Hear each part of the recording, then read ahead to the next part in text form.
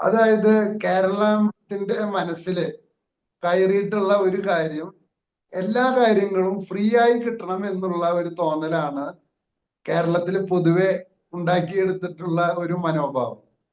അപ്പൊ വിദ്യാഭ്യാസം ഫ്രീ ആയിട്ട് കിട്ടണമെന്ന് പറഞ്ഞാൽ അതിന്റെ അർത്ഥം അധ്യാപകർക്ക് ശമ്പളം കൊടുക്കണ്ടെന്നാണ്.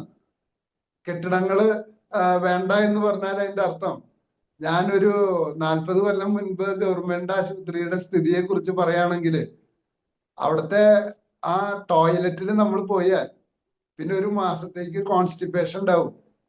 അത്രയ്ക്ക് വൃത്തിഹീനമായ ഒരു സംവിധാനമായിരുന്നു സർക്കാരിനുണ്ടായിരുന്നത്. അങ്ങനെയുള്ള ഒരു സംവിധാനം ഉണ്ടാകുമ്പോഴാണ് ഇവിടെ നൂറുകണക്കിന് ആയിരക്കണക്കിന് പ്രൈമറി ആയിട്ടുള്ളത് അഡ്വാൻസ്ഡ് ആയിട്ടുള്ളതുമായ ആശുപത്രികൾ ഇവിടെ നമ്മൾ സൃഷ്ടിച്ചെടുത്തത്. അതുള്ളത് കൊണ്ടാണ് ഇവിടുത്തെ ആരോഗ്യത്തിന് വേണ്ടി വരുന്ന ചെലവ് കുറഞ്ഞു നിൽക്കുന്നത്. നിങ്ങൾ നോക്കിക്കോ, ഇപ്പൊ കേരളത്തില് 2000 കോടിയും 3000 കോടിയും ചെലവാക്കിയിട്ട് ചില ബഹുരാഷ്ട്ര കുത്തകകൾ കേരളത്തിലെ പല ആശുപത്രികളും മേടിച്ചെടുക്കുന്നുണ്ട്.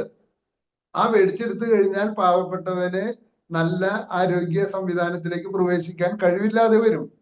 അതിനെതിരെ നിൽക്കുന്ന ഒരു സംവിധാനമാണ് ക്രൈസ്തവനുള്ളത്.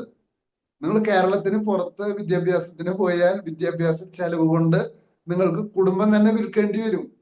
പക്ഷെ കേരളത്തിൽ അത് കഴിയുന്നത് ഇവിടെയുള്ള കെട്ടിടങ്ങള്, ലൈബ്രറി, ലബോറട്ടറി, പ്ലേ ഗ്രൗണ്ട് മുതലായ എല്ലാ സംവിധാനങ്ങളും കത്തോലിക്ക സഭയുടെ നേതൃത്വത്തില് ഒരുക്കി കൊടുത്തുകൊണ്ട് ഇവിടുത്തെ ജനങ്ങളെ ഫ്രീ ആയിട്ട് പഠിപ്പിക്കുന്ന ഒരു സംവിധാനമാണ് കത്തോലിക്ക എയ്ഡഡ് സ്കൂളുകൾ. ഏത് കുട്ടിയുടെ കയ്യിൽ നിന്ന്, ഹിന്ദു കുട്ടിയുടെ കയ്യിൽ നിന്ന് ഫീസ് മേടിക്കുന്നുണ്ട്. അപ്പൊ ഫ്രീ ആയിട്ട് നമ്മള് കെട്ടിടം ഉണ്ടാക്കുക, ഫ്രീ ആയിട്ട് നല്ല ബെഞ്ച് ഉണ്ടാക്കുക, ഫ്രീ ആയിട്ട് നമ്മൾ ലബോറട്ടറി ഉണ്ടാക്കുക, ഫ്രീ ആയിട്ട് നമ്മൾ ലൈബ്രറി ഉണ്ടാക്കുക, ഫ്രീ ആയിട്ട് നമ്മൾ കളിസ്ഥലം ഉണ്ടാക്കുക. അതിലെ ഒരു ഫീസും വാങ്ങാതെ ഇതൊക്കെ ചെയ്യുമ്പോ അധ്യാപകർക്ക് ശമ്പളം കൊടുക്കുക എന്ന കടമ പോലും ചെയ്യാൻ ഇവിടുത്തെ സമൂഹത്തിന് കഴിയുന്നില്ല. വെറുതെ കുറ്റം പറയിലല്ലാതെ ക്രിയേറ്റീവായിട്ടൊന്നുമില്ല. അപ്പൊ കേരളത്തില് പിന്നെ ഇൻസ്റ്റിറ്റ്യൂഷൻ എന്ന പദത്തിന് തെറ്റായിട്ടാണ് പലരും വ്യാഖ്യാനിച്ചുകൊണ്ടിരിക്കുന്നത്. ഞാൻ എക്കണോമിക്സ് പഠിപ്പിക്കുന്ന ആളാണ്. ഞങ്ങൾക്ക് ഇൻസ്റ്റിറ്റ്യൂഷണൽ എക്കണോമിക്സ് എന്ന് പറഞ്ഞിട്ടൊരു പേപ്പർ ഉണ്ട്, ഒരു സിലബസിൽ ഒരു പേപ്പർ അതാണ്. എന്ന് വെച്ചാല് ഇൻസ്റ്റിറ്റ്യൂഷൻസ് ആണ് സമൂഹത്തിന് സർപ്ലസ് സംഭാവന ചെയ്തുകൊണ്ടിരിക്കുന്നത്. ഇത്തരം കാര്യങ്ങളെ കുറിച്ചുള്ള അജ്ഞത മാറ്റിയെടുക്കുന്നതില് കത്തോലിക്ക സഭ പരാജയപ്പെട്ടിട്ടുണ്ട്, അല്ല ക്രിസ്ത്യാനികൾ പൊതുവെ പരാജയപ്പെട്ടിട്ടുണ്ട്. അതുകൊണ്ടാണ് ഇത്തരത്തിലുള്ള കുറ്റാരോപണങ്ങൾ വന്നുകൊണ്ടിരിക്കുന്നത്.